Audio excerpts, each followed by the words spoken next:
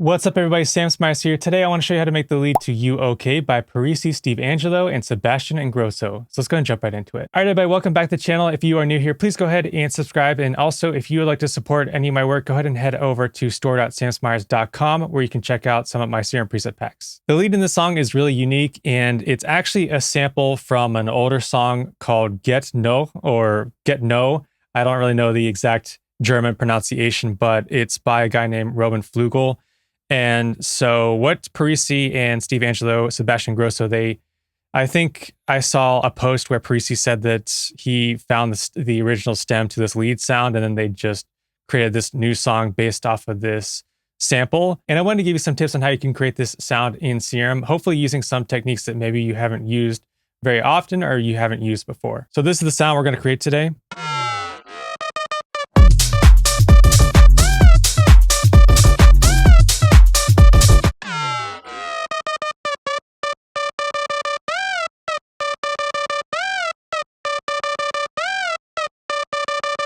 So it has this like ring tone sound like you would hear in a telephone or some kind of like transmission sound.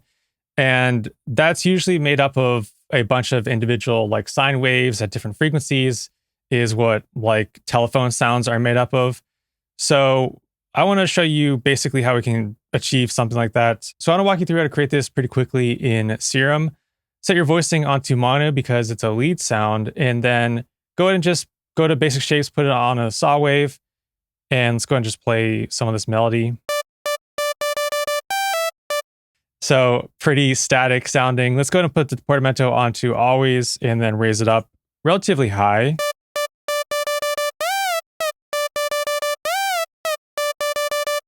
And then I'm going to soften up that attack.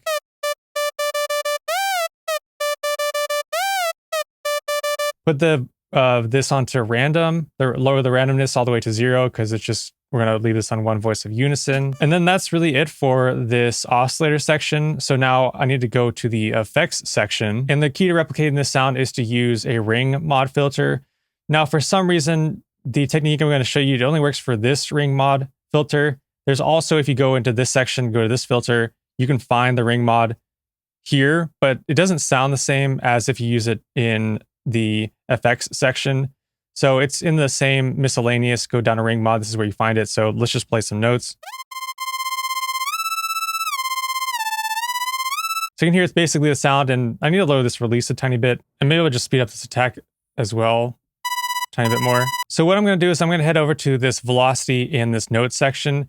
And this note, it's kind of like key tracking or note tracking. So if I assign this to any parameter, so I'll assign it to the cutoff, then when I play it on my keyboard, it's going to change the value of where this knob is set for the cutoff. So if I play this note, you can see that little green dot is changing its value within the cutoff. So if I remove this and let's just set it to there, you can hear it has like a completely different sound versus, and even if I just like play around with this cutoff, you can just hear what is going on with this ring mod. So like a transmission sound. So what I'm going to do is I'm going to assign this note to the cutoff and just leave the parameter or the modulation going all the way around. And then if I play this on the MIDI,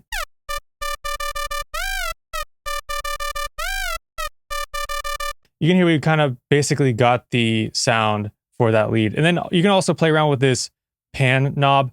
Now, the thing is, like, if I check my span,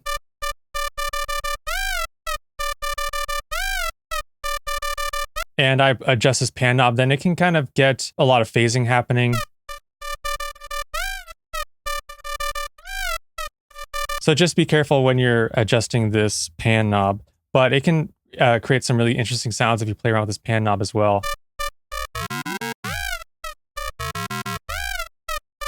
Kind of like that. So let's go ahead and just set this to 50. Eventually, I'm going to show you how we can automate it.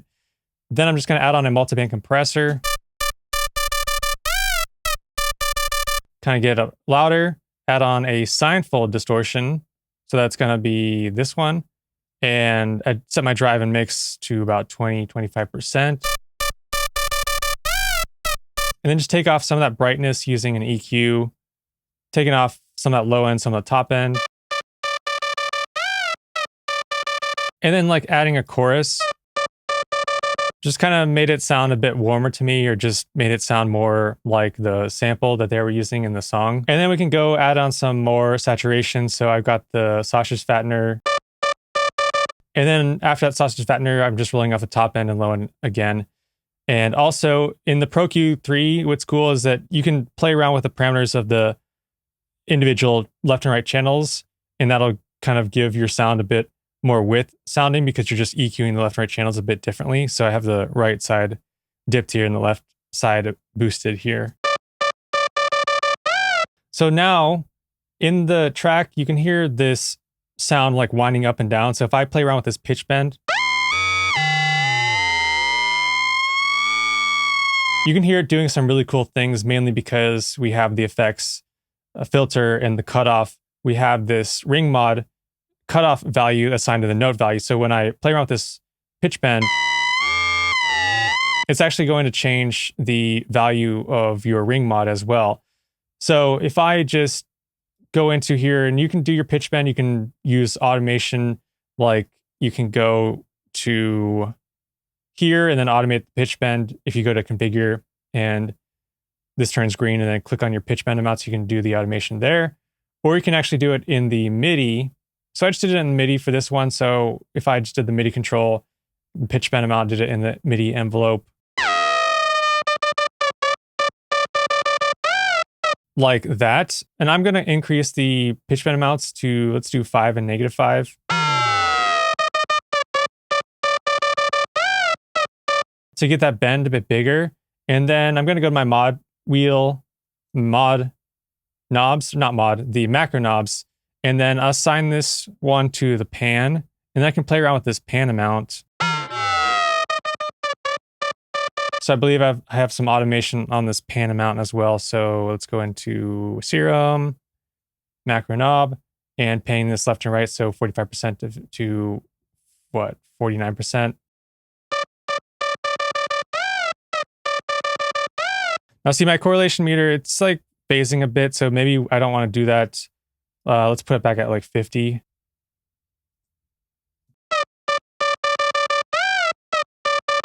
So it's cool, like that winds up or winds down, and then it's a bit wider and then it gets a bit mono, but it just causes some phasing when I'm doing this. So you might not want to do this automation to the panning of that ring mod.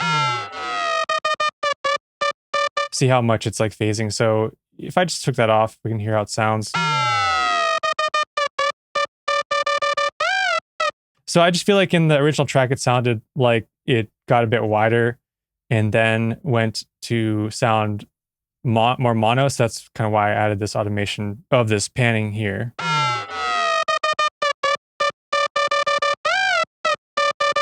So that's basically how you create that sound. I'll play it with some drums. Hopefully we can hear it. I don't have to remove this from the video, but let me play with the drums from the original track.